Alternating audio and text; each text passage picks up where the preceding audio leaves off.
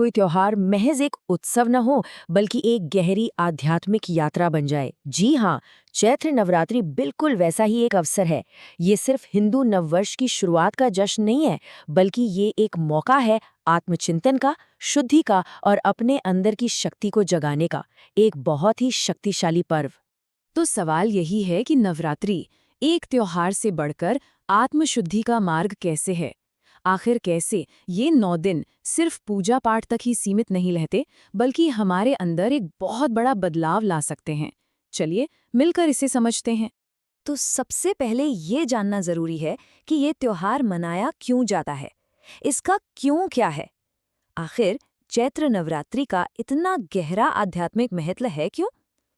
मतलब ये सिर्फ पूजा पाठ से तो कहीं बढ़कर है और इसके कई ऐसे पहलू हैं जो इसे वाकई बहुत खास बनाते हैं। देखिए, ये त्योहार ना कई खूबसूरत विचारों का एक संगम है। एक तरफ तो ये हिंदू नववर्ष यानी गुड़ी पड़वा और उगादि के साथ एक नई शुरुआत का संकेत है। वहीं दूसरी तरफ ये माँ दुर्गा के 9 रूपों की उपासना के जरिए शक्ति की पूजा है।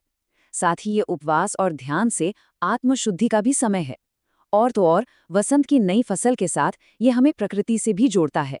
इसमें कन्या पूजन के जरिए नारी शक्ति का सम्मान है और घर में एक बहुत ही सकारात्मक ऊर्जा का संचार होता है। जैसा कि हम जानते हैं, भारत के कई हिस्सों में इसी समय गुड़ी पड़वा और उगादि जैसे त्योहारों के साथ हिंदू कैलेंडर का नया साल शुरू होता है। और यही वजह है कि पारंपरिक तौर पर इसे नए संकल्प लेने, कोई नया काम शुरू करने के लिए सबसे शुभ, सबसे अच्छा समय माना जाता है। और इसका पौराणिक महत्व भी बहुत गहरा है। ऐसी मान्यता है कि भगवान राम ने भी लंका पर चढ़ाई करने और रावण पर विजय पाने से पहले देवी शक्ति की उपासना की थी। इससे हमें क्या सीख मिलती है? यही कि जीवन की बड़ी से बड़ी लड़ाई जीतने के लिए भी दैवीय शक्ति और आशीर्वाद की जरूरत पड़ती है। तो क्यों तो हमने समझ लिया। अब आते हैं क्या पर। मतलब इस पूजा के मुख्य तत्व क्या हैं?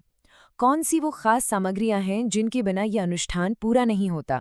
हर अनुष्ठान में कुछ पवित्र चीजें होती हैं जो उसकी आत्मा होती हैं।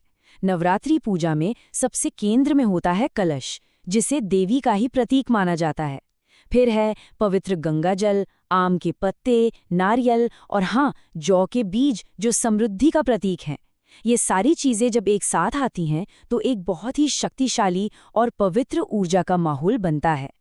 चलिए अब सबसे जरूरी हिस्से पर आते हैं। कैसे, यानी इस पूजा को किया कैसे जाता है। हम पूरी पूजन विधि को स्टेप बाय स्टेप समझेंगे, पहले दिन की घट स्थापना से लेकर आखिरी दिन के विसर्जन तक। तो नवरात्रि का पहला और सबसे जरूरी रिचुअल है घट स्थापना, या जिसे कलश स्थापना भी कहते हैं। असल में इसी विधि के जरिए हम देवी माँ का आवाहन करते हैं, उन्हें अपने घर में 9 दिनों के लिए विराजमान होने का निमंत्रण देते हैं। और कलश पर जो स्वास्तिक बनाया जाता है वो हर तरह की शुभता और मंगल कामना का प्रतीक होता है। अच्छा, घट स्थापना के ठीक बाद संकल्प लिया जाता है। अब ये संकल्प क्या है? ये एक तरह का व्रत है, एक प्रण।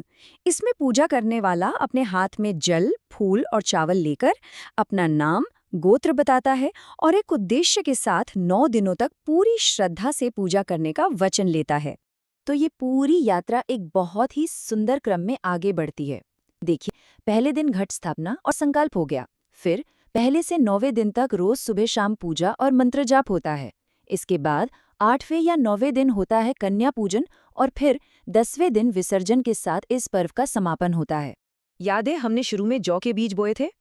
अच्छा, तो उन जौ की वृद्धि पर ना बहुत ध्यान दिया जाता है। ऐसी मान्यता है कि ये जौ जितने हरे भरे और घने उगते हैं, आने वाला साल भी उतनी ही समृद्धि और खुशहाली लेकर आएगा। इसे प्रकृति का एक शुभ संकेत माना जाता है। कन्या पूजन शायद इस त्योहार का सबसे खूबसूरत और दिल को छू लेने वाला हिस्सा है। इसमें 9 छोटी बच्चियों को, कन्याओं को देवी का साक्षात रूप मानकर पूजा जाता है। सोचिए, उनके पैर धोना, उन्हें आदर से बिठाकर भोजन कराना, पूरी, हलवा, चना और फिर उन्हें तोहफे देना, ये सब कुछ नारी शक्ति के प्रति हमारे समाज के सबसे बड़े सम्मान को दिखाता है। हाँ, इन सभी अनुष्ठानों के साथ साथ कुछ नियमों का पालन करना भी जरूरी है, जैसे कि घर में और मन में स्वच्छता और पवित्रता बनाए रखना, सात्विक भोजन करना यानी मांस, मदिरा, प्याज, लहसुन से दूर रहना, लेकिन इन सब से ऊपर, इन सबसे ज्यादा जरूरी एक ही चीज है, और वो है दिल में सच्ची भक्ति, क्योंकि सच्ची श्रद्धा के बिना कोई भी पूजा, कोई भी अनुष्ठान अधूरा है। तो कुल मिला के देखें तो चैत्र नवरात्रि वाकई में शक्ति, भक्ति और आत्मशुद्धि का एक अद्भुत संगम है। ये पर्व हमें हर साल ये याद दिलाता है कि जिंदगी में किसी भी नई और शुभ शुरुआत के लिए हमें अपने अंदर की शुद्धि और दैवीय शक्ति के आशीर्वाद, इन दोनों की हमेशा जरूरत होती है। शुभ नवरात्रि। ये सिर्फ एक चैनल नहीं, ये वो मार्गदर्शन है जो आपको आने वाले संकटों से बचा सकता है।